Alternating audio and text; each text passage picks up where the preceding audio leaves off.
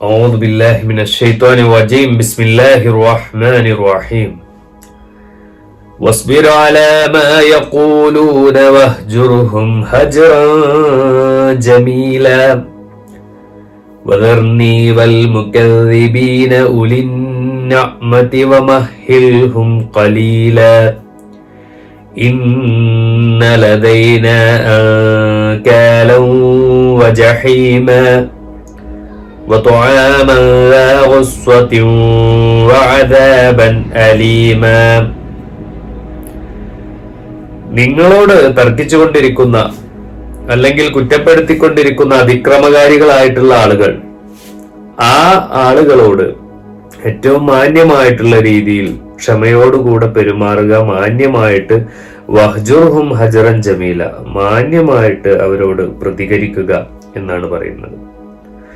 ഇസ്ലാമിന്റെ രീതി അതാണ്.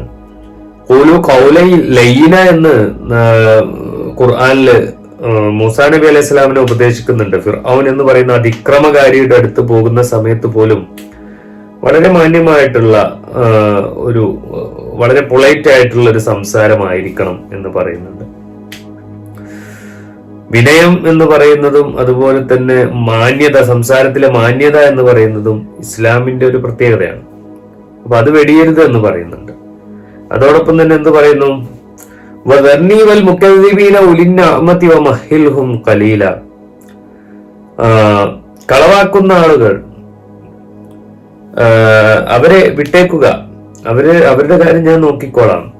അതുപോലെ ഉലിന്ന അമതി, അനേകമായിട്ടുള്ള നിഅമത്തുകൾ, എന്റെ ഒരുപാട് ഒരുപാട് ഒരുപാട് അനുഗ്രഹങ്ങൾ അനുഭവിച്ചുകൊണ്ട് അതിനോട് നന്ദികേട് കാണിക്കുന്ന ആളുകൾ, അവരെയൊക്കെ വിട്ടേക്കുക, അവരുടെ കാര്യം ഞാൻ നോക്കിക്കോളാം. മഹിൽഹും ഖലീല, അവർക്ക് ഇങ്ങനെ തന്നെ തുടരാൻ കുറച്ച് സമയം അങ്ങ് വിട്ടുകൊടുക്ക്, അവർ തുടരട്ടെ, എത്ര കണ്ട് അവർ മുന്നോട്ട് പോകും നോക്കട്ടെ എന്നുള്ള രീതിയിൽ.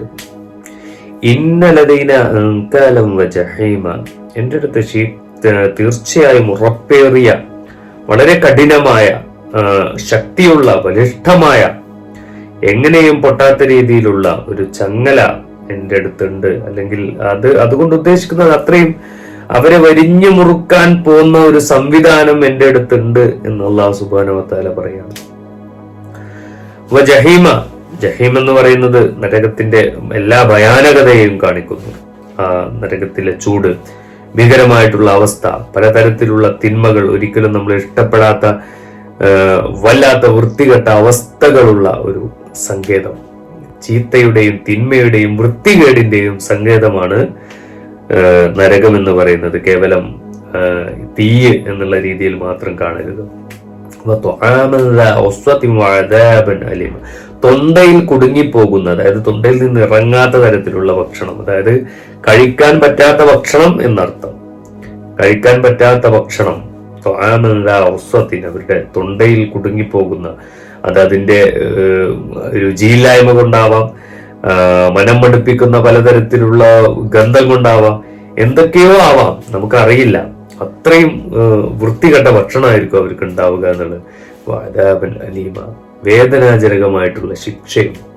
അപ്പൊ ഇവിടെ നല്ലത് പറഞ്ഞു കൊടുക്കുന്ന സമയത്ത് അത് കേൾക്കാതെ പോകുന്ന ആളുകളുടെ കാര്യത്തിൽ വീണ്ടും ഖുർആൻ പറയുകയാണ്. മുമ്പ് നമ്മൾ സൂറത്തുൽ ഹഖയിലൊക്കെ ചർച്ച ചെയ്തതാണ്. അതുപോലെ തന്നെ കുറച്ചുകൂടെ രൂക്ഷമായ രീതിയിൽ പറയാണ്, അവരുടെ കാര്യം വിട്ടേക്ക്, അവരുടെ കാര്യം ഇങ്ങനെ ഓർത്ത് അവരുടെ പിന്നാലെ ഇങ്ങനെ പോയി കഷ്ടപ്പെടേണ്ടതില്ല, അവരുടെ കാര്യം ഞാൻ നോക്കാമെന്ന് അല്ലാഹു സുബ്ഹാനഹു വ തആല പറയുകയാണ്. ഇവിടെ നമ്മൾ മനസ്സിലാക്കേണ്ടത്, പടച്ചവന്റെ ഏതെങ്കിലും ഒരു നിഅമത്തിനെ കുറിച്ച് പറയുന്ന രീതിയിൽ ആരെങ്കിലും ഒക്കെ നമ്മളോട് പറയുന്ന സമയത്ത് നമ്മളത് കേൾക്കാൻ സന്നദ്ധരാവണം എന്നുള്ളതാണ്.